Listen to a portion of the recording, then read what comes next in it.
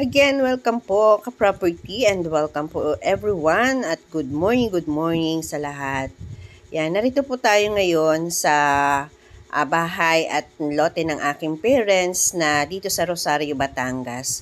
So ito po ay for sale namin. Yan, kasi wala na po ang aming parents, wala na pong nakatira at bagaman ngayon ay may umuupa sa house. So ito po ay binibenta na namin yung kalahati na 625 square meter. Siya po yung naka-frontage sa yan. Nasa tapat po siya ng right of way. So yan po ang aming binibenta na lote. At kasama na po yung house. At meron po yung kuryente at tubig, linya ng tubig. So dito po ang tubig po ay yung deep well. Yung Jetmatic po na may tangke. So yan po, malinis na po yung palibot niya. Pinalinisan ko na po. So ito po mga ka-property, may mga mangga po yan do sa bungad niya.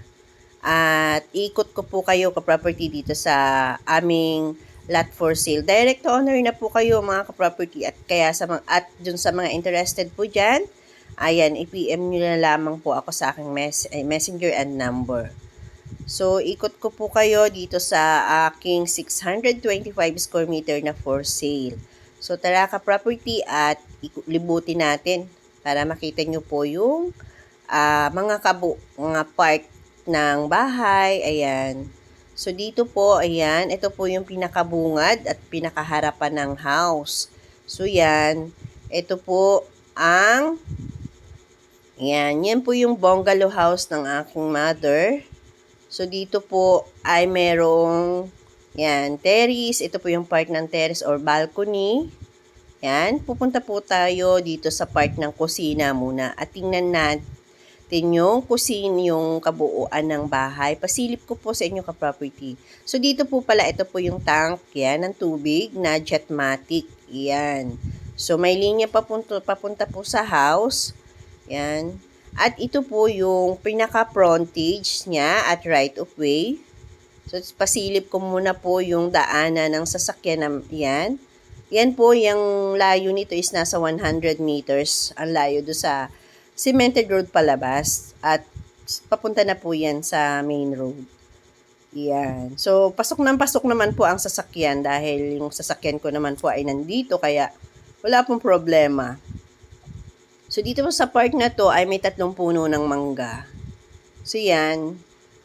Ito po yung part na yan. Sako pa po ito. So, yan na po yung house na small house lang po na bungalow type. Yan. Ito po ang harapan ng aming house. Yan. May umuupa po sa ngayon. Kaya po merong nakatira dyan. So, ayan po. Dito, pasok po tayo mga ka-property. Ito po yung part ng kusina. Ayan. So, ito po ay finish lang po. Wala pong tiles. Yan. So, yan. Yung part lang po ng CR. Yan. Then, dito naman po pasok naman po tayo sa salas. Ayan. Ito po yung part ng receiving area. Yan po. Ito po yung main door.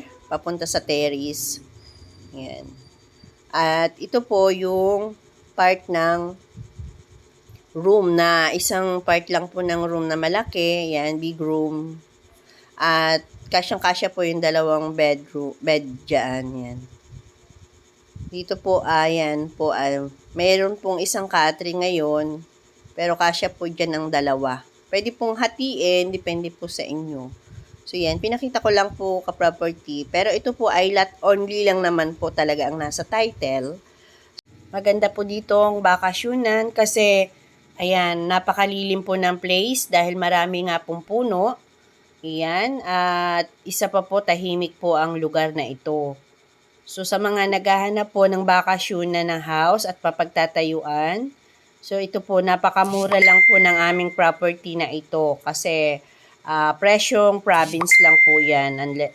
Dito po sa Manila, napakamahal na po at saka sa Kabayanan. So, yan ka-property sa mga nais po ng ang sukat ay 625. Baka ito na po yung magustuhan ninyo na pagtayuan ninyo ng inyong rest house or inyong house. So, yan, meron pa po kayong bakuran at meron pa pong mga tanim na puno.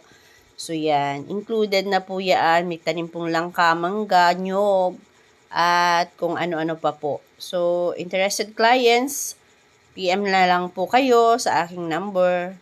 At sa magbu-viewing naman po pala, yung sure buyer lang po at kasi nasa Bulacan po ako. Kaya po hindi po anytime na lagi pong mapupuntahan kasi syempre po ay expenses po kasi ang pag-uwi sa ano. Nagpalinis lang po kasi ako ngayon kaya ayan po. Pinalinisan po yung palibot para at least po ay makita at lumiwanag yung place niya. So, yan, iniikot po natin yung mga boundaryhan. Dito po yan. So, dito po yung boundary na yan. Ayan. Nasa frontage po tayo tapat. Yan, dito po ang pinaka right of way na, yan. Ito po yung pinaka gate lang po kasi na maliit lang po ng nilagay ng tatay ko. Ayan. Ayan, thank you so much po sa inyong panonood mga ka-property and don't forget to subscribe po sa aking YouTube channel. Ayan po pala at naglagay ako ng lamesa dyan. Dyan lang po kasi ako nagluto at yun nga may umuupa po kasi sa house. So dito po, ayan, may mga sasakyan po magtitripping. Pasok po ang inyong sasakyan dito sa property. Okay, thank you so much. Bye-bye po. See you in my next video. Keep on watching and enjoy sa ating YouTube channel. Bye-bye!